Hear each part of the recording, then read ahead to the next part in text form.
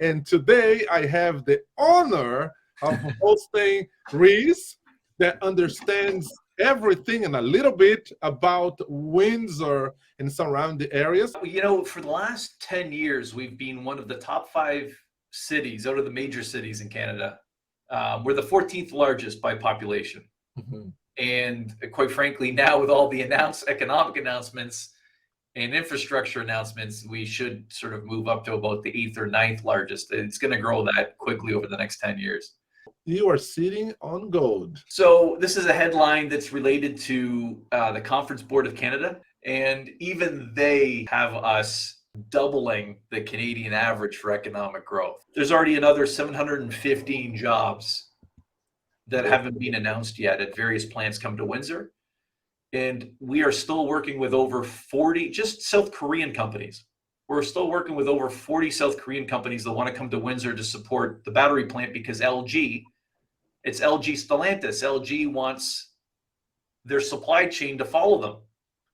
Wow. And literally the CEO of the Development Commission looked me dead in the eye and he said, Rhys, we're going to run out of industrial land before we're going to run out of announcements. Wow. He said that to me a few weeks ago. That's what's coming, guys. Jump on the Windsor bandwagon.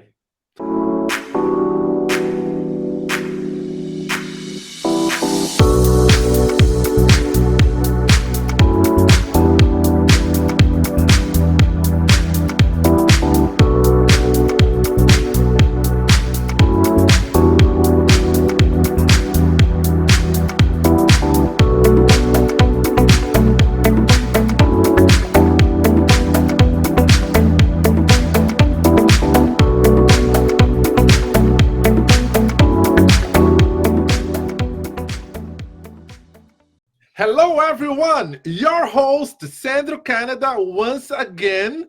I am from the Oro Valley, and I've been investing across Canada, in the US, and in Brazil, mostly in land development and luxury modern co-living or rooming house on steroids and land and multifamilies. And today I have the honor of hosting Rhys, that understands everything and a little bit about Windsor and surrounding areas. And I just learned today that he's also poking in my woods down there in Brazil. I am. So this will be a fire hour. Stay tuned. You are going to love the conversation today. Yeah, how's it going, Sandro? I'm doing fantastically well. Thank you. It was funny to hear that you're originally from Brazil. I kind of suspected you might be because you said you're from the Ottawa Valley, but they've got a very distinctive accent and it doesn't quite. You don't have it yet. You don't have it yet. I don't have it yet. You're not smoking a dart yet, eh, bud? Let's go for a rip there, bud. Oh man! Anybody in the Ottawa Valley? I'm sorry, I just did that. This is spot on. You got it. Yeah. Spot on. Yeah. So have you ever been to Windsor, Sandro? Yes, I definitely have been in Windsor. I was actually looking for some opportunities in Windsor, Sarnia. Yep. There's another little place in between, and then going down to Detroit. And it was funny because a good friend of mine, he bought a nice house and they paid like $25,000. He did a cosmetic update and then relisted on the same MLS where he bought for $25,000. He spent $4,000 in the property to do the cosmetic renovation, and he sold for $125,000 like 6 months later. And that's when I said, "Wow, Windsor is happening that." And then I also had the opportunity to meet some other investors. So you are sitting on gold. Yeah, for the last 10 years, we've been one of the top 5 cities out of the major cities in Canada. We're the 14th largest by population. Mm-hmm. And quite frankly, now with all the economic announcements and infrastructure announcements, we should sort of move up to about the 8th or 9th largest. It's going to grow that quickly over the next 10 years. Because we're having investments not just on the Canadian side, but in the US side as well. So here's the funny thing. You would think so, but you have a finite amount of money, and you just literally don't need to leave the Windsor sandbox as far as investing. You really don't. I am doing a project down in Rio de Janeiro in Brazil. You're another country. So that's totally, but I think we started straying away from Windsor during a very small window where you couldn't cash flow on properties. And it was literally the end of, it was only about 3 or 4 months long, about a year ago. Yeah. And so we were like, well, you can't cash flow in Windsor. And then we started looking around North America and we're like, oh, we can't cash flow anywhere. So let's look in Brazil. And we bought this hotel to convert into residential units in Brazil, which is my forte. And it's been a very interesting experience. The profit margins are still really, really, really good, but we've paid gringo taxes, if you know what I mean. And we've made, see, there you go. And we've made rookie mistakes, but we're still alive, and we're still going to make great money at the end. So, and then probably going to pull it all back to Windsor, because in the last year, and people that watch these videos with us know, I mean, my God, like the human brain cannot fully grasp all the announcements and what their repercussions are over the course of the next 20 years. You just can't fathom it all. Different people understand different parts of it, but there's no like hive brain that puts it all together. It's that massive.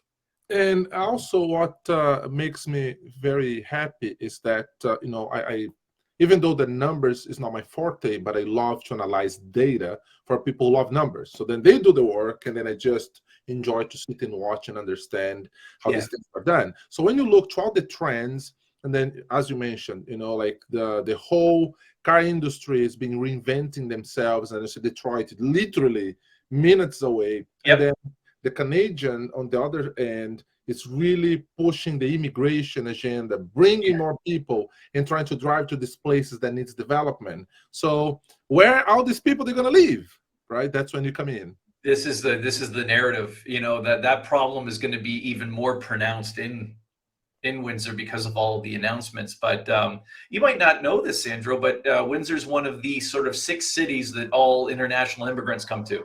Oh, absolutely no. Yeah. And the reason why I know is because, so when you think about Brazilians, and I'm going to say Brazilians, as a Brazilian, it's easier for me to make this a statement. For every 10 Brazilians that leaves Brazil to study English overseas, yes, out of 10, 6 comes to Canada. Canada, yeah. The majority from the 6, 3 goes to Toronto, and the other half, they go to Windsor. And the reason being is because in Brazil, Windsor is known because it's on the same latitude as California. That's right. Yeah, it's warm. Oh my goodness, California and Canada, I'm in Windsor. So it's very interesting. Well, today it's a high of, right now it's 27 degrees Celsius out there. It was 28 an hour ago. So it's 28 down here, and in Toronto it is 19. And people go, oh, it can't be that much different. You're not that far away. It's like, yeah, we get 6 more weeks of summer a year down here. That's why we're so happy down here. We're the happiest city in Canada. And everybody goes, oh, I wonder why. I'd love to hear what you have prepared for us today. All right. Okay, so I think a lot of you know by now, I have a team of 7 agents that all have specialties within income property investment. So if you want somebody just to invest in condos, we have that person. If you want somebody to help you go BRRRR strategy, we usually promote house plus additional dwelling unit as a wonderfully safe and profitable BRRRR strategy. That's somebody else on my team. That's Stephanie Saunders. Condos is Sadie Morrow. 2-unit to 6-unit multifamily, that's Steve Derouge. On and on and on. So whatever you want to do, we have somebody not only that specializes in it, not only is number 1 in the city at it, but also invests in it themselves as a landlord. So you're getting an extension of their power team. You can use the same property managers, the same lawyers, the same contractors, tradespeople. That's how it works. So that's the Vanguard team. And that's the opportunity. I have to change this logo, actually, because apparently we were one of the top 100 teams again in 2022. So I got to adjust this gold seal, but it's there for now. So yeah, we don't solicit this stuff. So it was really nice to be on the list. Okay, so now we're starting to see a bit of a chart. Sandro, if you were doing this in January or February with me, I literally had like 1 line because that was the data available for the year. So year over year, residential sales are down 42%, right? everybody has to remember that January through March last year is what I call the stupids. This is when the market just went completely nuts, completely stupid. And we were literally telling our clients to wait and not invest because a 36% property increase in Windsor in 90 days is not sustainable, right? And we knew interest rates were going to start creeping up, et cetera. So we said wait, and of course the property values crashed, and we got a lot of thank yous, and it got back to sales after that. So when you see these charts next month, guys, on this video, you're going to see a drop big time, especially on average price. So average price, you can see my mouse there, Sandro? Yes. Yeah. So average price, the blue line here is 2022. And the bar graph down here is now, it's 2023. So, oh my God, this looks bad, right? 720 grand versus 568,000 now, right? Wait till you see this chart over the next couple of months when this blue line comes all the way down and dips below the bar graph that's going to continue to do this. And the reason it's continuing to do this in a very linear sense is because of supply and demand. So you've got greater stability in the market now, right? Everybody knows what that interest rate is going to be for quite a while now, right? And everybody knows that the big 5 banks in Canada are all predicting over the next 2.5 years that the interest rates are going to come back down, right? They're all predicting the same thing. Don't listen to anybody except for the chief economists at the big 5 banks, because they have access to data more than anybody, right? They have enough clients. They're looking at us. They know how you're doing on your credit card, how you're doing on your house, how you're doing on your savings. They know everything. So they're able to make way more accurate predictive models than, say, like an economist from like a credit union. They don't have enough data. Think tanks, forget it. They have vested interests. Just listen to one or two of the top chief economists from one of the 2 top banks. I use RBC and Benjamin Tal at CIBC, and that allows me a basis to make my decisions quite accurately, right? So in this case, guys, with this, you're going to see this line come down underneath this increasing line, and it comes down to one simple macroeconomic factor, which is supply versus demand. The government still haven't figured out how to save themselves from all the regulations they have built up over the last 50 to 70 years. So people like me are still stuck. I'll give you a great example today. I'm trying to get a zoning bylaw amendment done, right? Finally, we're going to go in front of City Council May 1st. And now they're sending us a waiver. They want us to do a waiver for the Heritage Act. And they're holding us ransom on this zoning bylaw amendment until we sign the waiver on the Heritage Act. And then once we sign that waiver, which we're going to be forced to do, now the Heritage Department's going to be all over us. And it's like, this just goes on and on and on. And builders cannot build, renovators can't renovate, and developers can't develop. And people wonder why we have the problems that we have in society, right? But from an investor standpoint, recognize that there's no way in hell we're keeping up with housing demands. And I must sound like a horribly hard right winger. I'm a centrist. I'm a moderate, but I'm a pragmatist. We've totally screwed this file up. You know, in 1970, you could build twice as many houses per person in Canada, the United States, and Great Britain. You could build twice as much housing per person before computers and automation and internet. How? Well, because they had that many regulations to deal with instead of that many. And last time I checked, the houses outside my building that were built in the 1910s and 1920s, they haven't burned down. They haven't fallen over, right? So it's time to cut these regulations so we can get back to building, developing, and renovating. We just can't. So this problem's going to continue. So because the problem's going to continue, you have a huge supply and demand issue, and that means this property line is going to continue to go up, especially in a city like Windsor, where you're starting with the most affordable housing in Canada.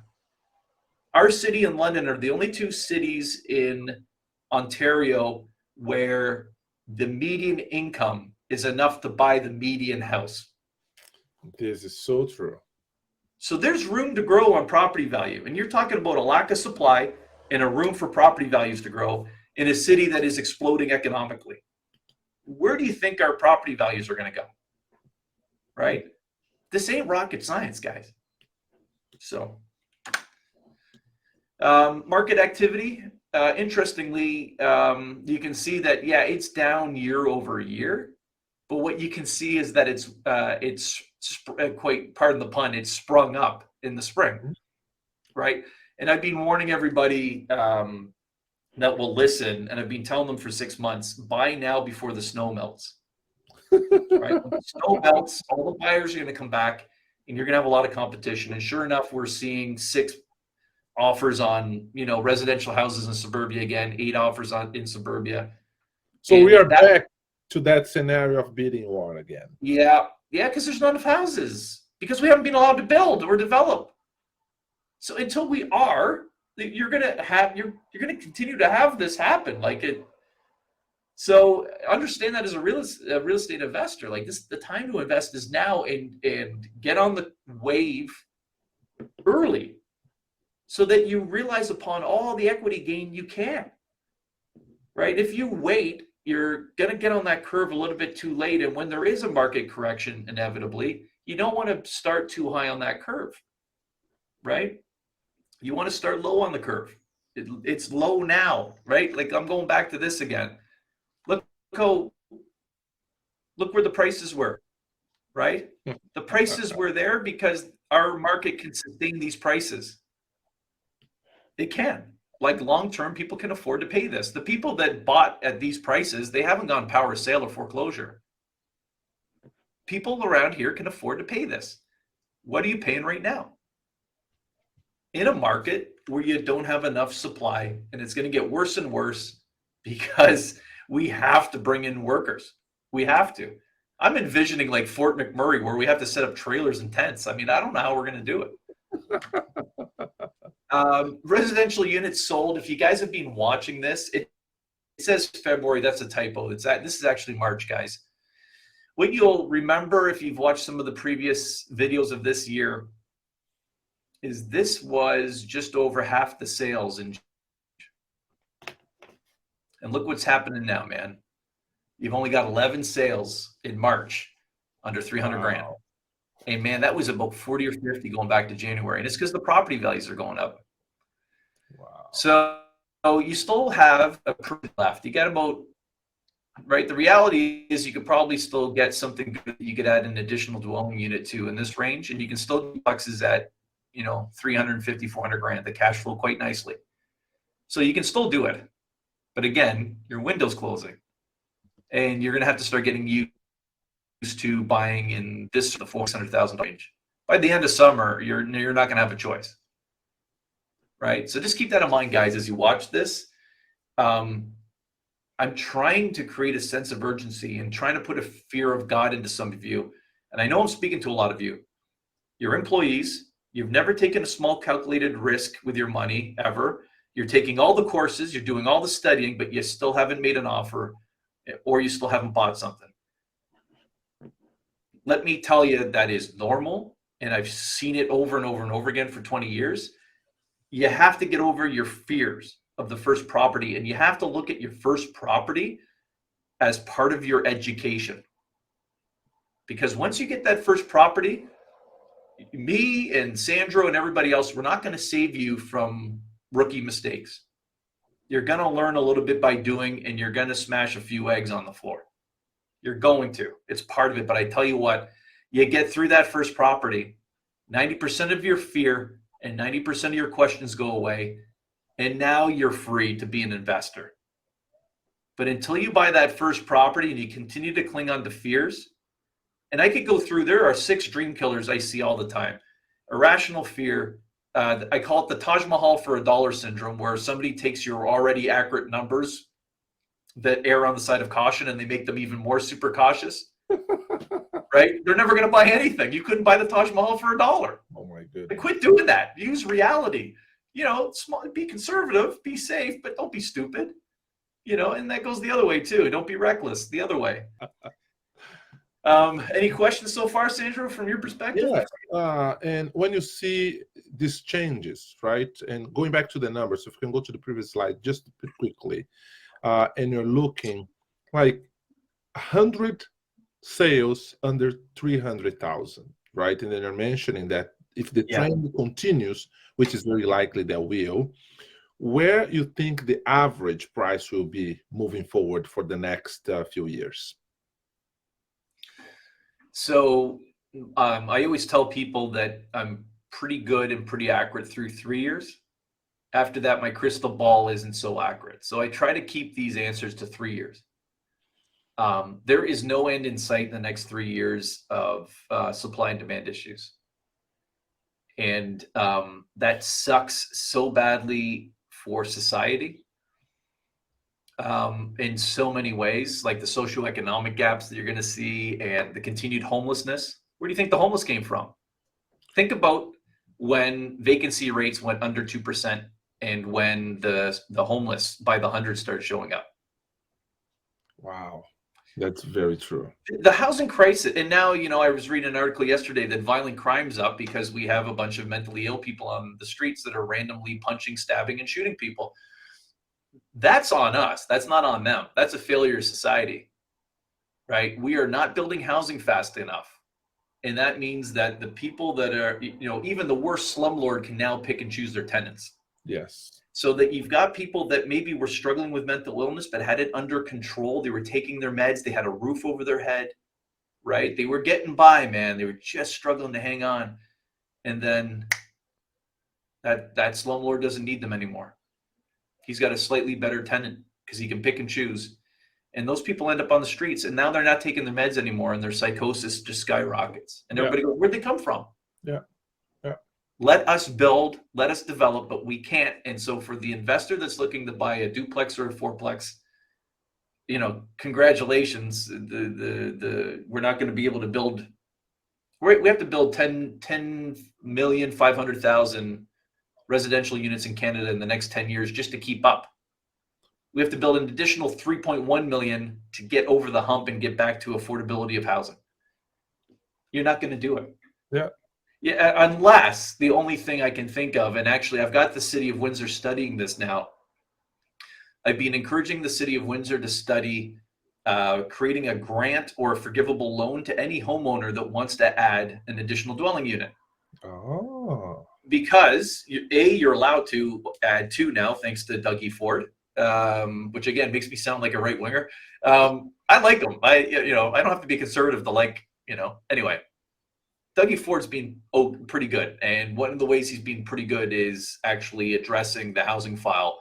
And in fairness to the provincial government, which controls housing, I do know for a fact that they are implementing changes. They can't do it all at once because they'll shock the system.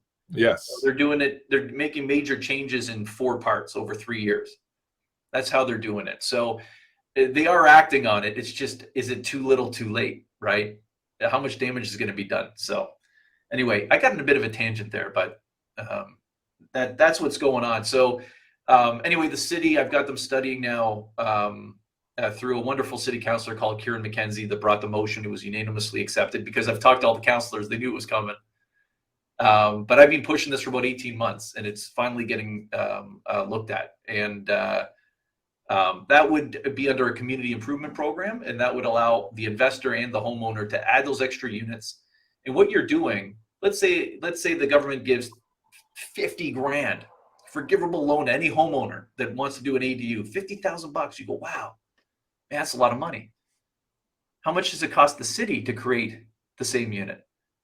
$258,000. Yes. So they're actually saving money. We have a waiting list of over 6,000 people for affordable housing in Windsor.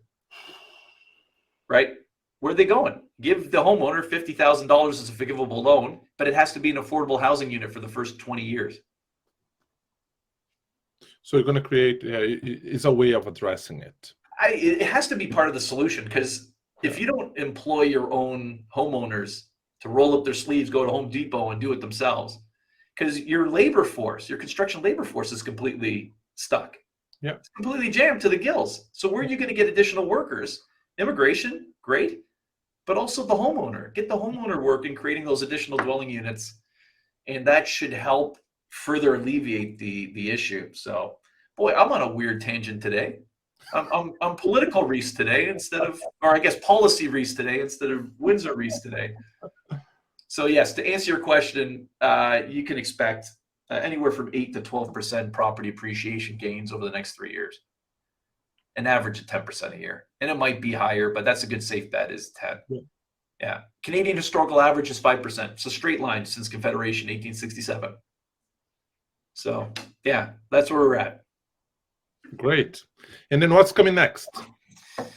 So this is a headline that's related to the Conference Board of Canada. Conference Board of Canada is notoriously small c conservative. Notoriously. And even they have us doubling the Canadian average for economic growth. And they literally say, like, when you read this and you sort of start reading the article, they even admit that, yeah, we're a very conservative group with calculations. We think there's an extremely good chance Windsor's numbers are going to be way higher, but this is our conservative number, right?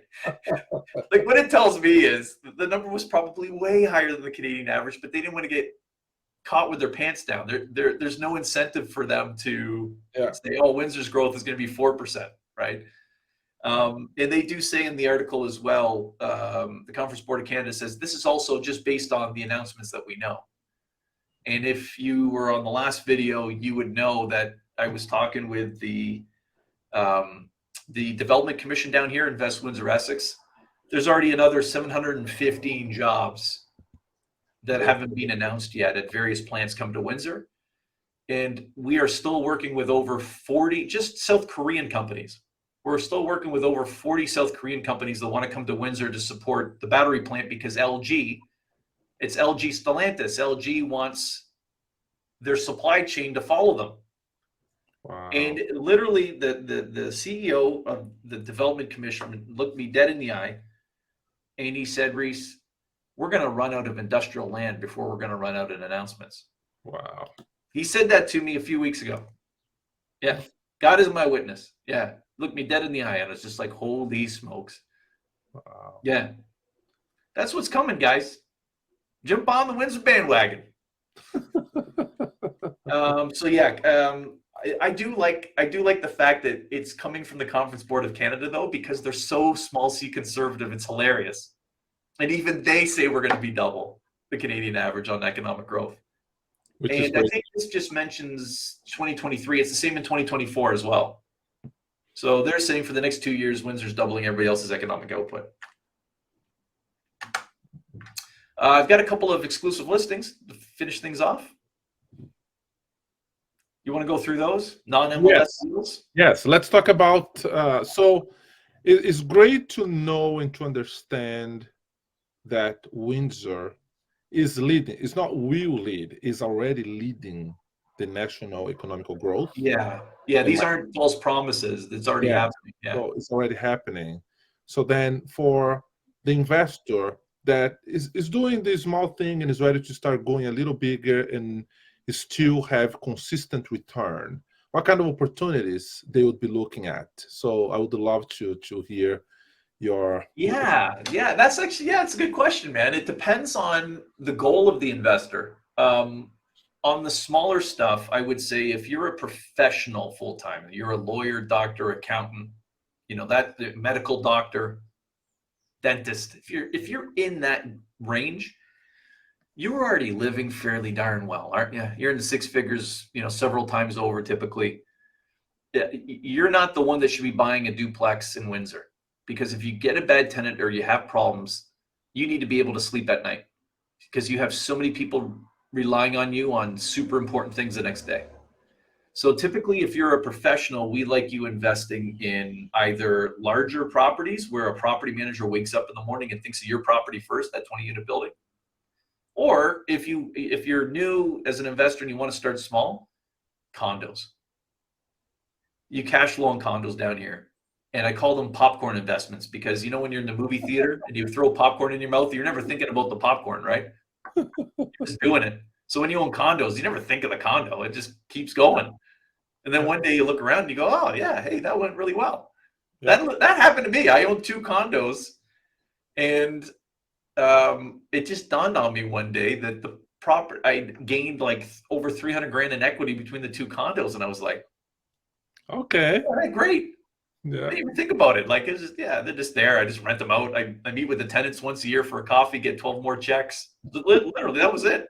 And then all of a sudden, I've got another 320 grand of equity. And I was like, oh, yeah, great. Yeah, and then I used that by selling those 2 condos, and I sold my 4-plex downtown that was a turnaround project. Sold my house, and then I bought the dream home. Yes, and when you're talking about Windsor, you're talking about Windsor and surrounding areas, right? Like Sarnia, Chatham, or you're specifically focused in the Windsor itself? Yeah, we do deals into those cities, but typically our expertise is Windsor Essex. So we have one agent on the team that does the rest of Essex County. Yeah. And then the rest of my guys and gals, they all do Windsor and Windsor's bedroom communities. So Windsor was never amalgamated. So we still have LaSalle, Windsor, Tecumseh, Lakeshore as a like a rectangular band hugging the Detroit River. It's the best way to describe it. And what kind of deals you have there? Well, before I get to the deal, so condos for professionals, and then anything from 2-unit to 6-unit.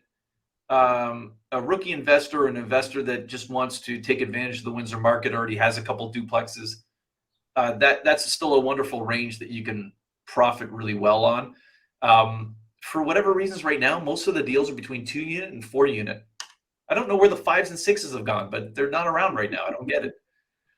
Larger apartment buildings in commercial plazas right now, there's very few that make sense. People are still demanding top dollar, and we're kind of discouraging people away from that. If they want something big, what we've been doing is looking at businesses where there's also a real estate component, because there's so many baby boomers retiring, right? Absolutely. And on this aspect, because of course, on the commercial side, the value of the property is directly related to its performance. So we see interest rates going up, which pushes the cap rate up as well. Yeah. But the sellers, they still have the mentality of trying to price with a lower cap rate. So guys, this is gone. Yeah, No. No, it's too risky 95 times out of 100. I mean, and quite frankly, when they are good enough, if you're not already working with us, yeah, you seriously think we're going to put those properties on the MLS system? No. We're just going to sell them to our own client base. Yeah. Right? Over half of our investment sales are exclusive listings. I'm going to show you guys a couple right now. But yeah, guys, if you're one of these people that flips and flops between different real estate agents in the same market, and you think you're going to get wealthy off the MLS without having like a specialized gunslinging real estate agent that eats, sleeps, and breathes income properties and invests themselves so they understand what it's like to be a landlord. Like, if you're using a residential agent and then flip into another residential agent, forget it. It'd be like Frodo trying to go get the rings in Lord of the Rings without Gandalf. Well, what are you doing? Right? Like, it's so weird to me. Why? Because I was an investor first before I was a real estate agent. I was 22 years old, and man, I wanted to find that student rental expert real estate agent. I did. His name was Mike Mooney. He's retired now. Wonderful human being. But I mean, yeah, I just don't get it. Like, get the experts to be in your corner, man. Like, you got to build a team. You got to build a team, man. It's all about the relationships. You got to leverage. Oh, man. Yeah, and my agents, if they know that you're loyal to them and anything you do in Windsor is always going to go through them, yes, then you get the deals, and then you get the steals. Yeah. If you're flipping and flopping and ha, sorry, Steve, I didn't use you this time, you're not getting the steals, bud. You just cost yourself hundreds of thousands of dollars, if not millions. Yeah, I just can't express that enough. Anyway, so speaking of Steven, so Steve Derouge is our 2-unit to 6-unit expert.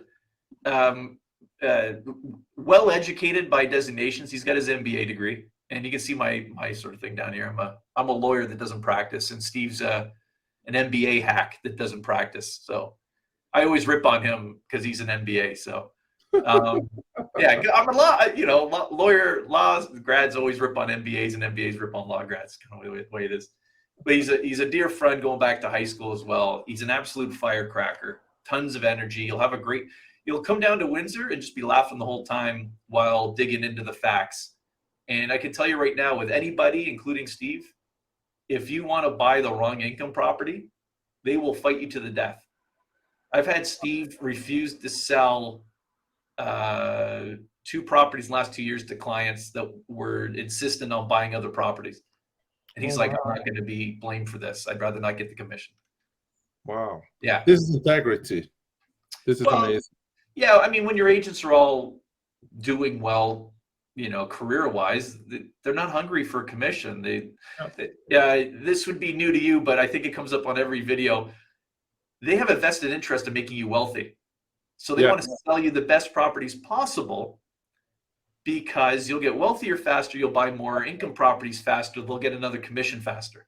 Yes. So it's a massive win-win, and you have to understand that residential agents don't think like that. Residential agents think more in an eat what you kill thing. So, okay, I sold Sandro property. Okay, I'm gone. I got to go sell the next property to the next person. No.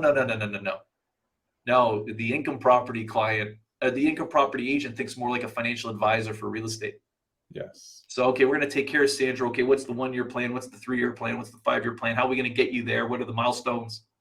Right? It's a different mentality. So Steve's got a 4-plex right now, not on the MLS. It never will be on the MLS. And why it says projected profit per month, and this is common, the tenants that are in there right now are not paying fair market rents. So there's different ways of working with that. But if you're playing the long game, typically over 2 years, 3 out of the 4 units will vacate, right? You can always elect to do extensive renovations in another one, or pay somebody $20,000 to move out, right? You might go, 10 grand, 20 grand to move out. Are you crazy? What that allows for is a jump in property value and cash flow higher than the 10 or 20,000, right? So if you're increasing your, I'm gonna have to pull up my calculator here, but if you're increasing your cash flow, let's say by somebody moving out, and let's say you're able to increase by $700 a month, which is pretty common. That's $8,400 a year at a 6 cap. That's an increase in property value of $140,000. Yeah, so that's $20,000. It's cheap. You pay that 20 grand. Yeah. Get them out. Don't be sneaky, because we got to answer to God one day. Don't be sneaky and say, oh, my dad's moving in. Don't be that person. That's just evil. Do it the right way. If you don't know how to do it the right way, ask us. Because if you built the right team, you have advisors that can tell you the right way to do these things. Right. So this property here, you can see that if you rejig the rents, this is just based on $1,500 a month per 1-bedroom unit in a traditional 4-plex. Right now, you can get up to $1,700. But again, we go small C conservative. We've gone $1,500 a unit, and those are the numbers, right? Where your cash on cash return is literally your original down payment is back to you within 6 years. Yeah. Right. Fun fact. So this is in Windsor's Little Italy. We are the 2nd most ethnically diverse city in Canada behind Toronto. Oh, right. wow. So we have Little Arabia, Little Italy, Little Asia. Yeah. Oh yeah. It's fun, man. It's a blast. So that building is Black Contessa. That's a restaurant on Erie, Little Italy. Now, right across the street from this 4-plex is Mezzo, which is a restaurant. And George Clooney was eating in there last year. I've had a drink with Eli Manning, who was the quarterback of the New York Giants. Harrison Ford's been to Erie Street. John Travolta. Literally across the at the end. Snooki from Jersey Shores. If anybody knows her, man, she was one of the biggest characters about 10 years ago, but on reality TV. But yeah, so Snooki grabbed the burger on Little Italy. She literally went to an Italian fine dining street and got a burger. Yeah. But yeah, so this is like what I'm trying to stress is this is a very nice area to own a 4-plex, right? So if anybody's interested in that, just I think contact information is below the YouTube video. And you can see on most of the slides our email address. Just reach out if you're interested. Steve just got this one about a week ago. So, and then Yes, Stephanie Saunders. Oh, sorry. Go ahead. And I was just gonna say, like, I absolutely love the way they lay down, and just small fun facts about the city. You gotta be working with a specialist. And I know our time is running out, and have just a few minutes to wrap it up. But guys, this is so important. Take your time, do the diligence, connect with Rhys and his team. You will be nothing but amazed. Those are kind words, man. Thank you. Stephanie Saunders on our team. She is the only real estate agent I'm aware of in Windsor that actually core focuses most of her time on BRRRR strategy, where there's a couple other guys that are capable of doing BRRRR. She does BRRRR heavily with house, adding the additional dwelling units. So she's very good. She understands the code, etc., that's associated. She talks with the guys down at City Hall all the time. She invests in them herself. She's quite good at House Plus ADU as an investor. And because of that, again, you've got the right guide if you want to do BRRRR strategy. BRRRR strategy for me right now, there's no sort of beat up triplex that you're going to buy and flip right now. It's too hot a market. So if you want to do BRRRR strategy, what's wide open and safe and predictable and very profitable is buying a house that has the capacity for 1 to 2 additional dwelling units. It is very lucrative, very lucrative. So Stephanie has a finished House Plus ADU that she's going to be listing on the MLS next week. So if you were like on our list, and quite frankly, by the time you see this video, it's very likely one of our clients has bought it, but it just gives you an idea. If we put it on the MLS, sale price, right? Probably about 625. So you're making about 40 grand just on the sale. And the vendor is well aware that of that discrepancy. Why the vendor is okay doing it is because they want to stay in the house and rent back from the buyer, right? They're old and they're starting to divest themselves. So there's a tenant in the basement. He's a full-time postman, post-delivery. And then on the upper, it's 2 retirees, and their pensions alone cover the rent and the ability to live. So, and it's a wonderful location in the East End of Windsor. So, and that cash flows quite nicely with the $4,300 in rent per month. So those are the sort of things you can do when you work exclusively with income property specialists, right? When that hits the MLS, you're paying $625 roughly for the same thing. There you go. Oh man, so I am honored, as I mentioned at the beginning. What a ride, what a nice ride. This great conversation. And guys, go back in the channel, check out the videos, so much great content. And if you're still not certain that Windsor should be in your radar, please connect with Rhys and his team. And I'm assure you that in half an hour, 40 minutes of conversation, you'll be leaving the conversation thinking, I should heavily invest in Windsor, because people are making money and people will continue to make money in the market because the prices are still very good compared to the rest of Canada. So, right. Sandro, it might be new to them investing from out of town. Just remember, it's not new to us. It's as routine as a dentist pulling a tooth. Like 95% of our investors don't live in Windsor. We're very used to setting you up down here. It's what we do, and we've been doing it for 20 years. I love it. I love it. So I appreciate your time very much. It was my honor.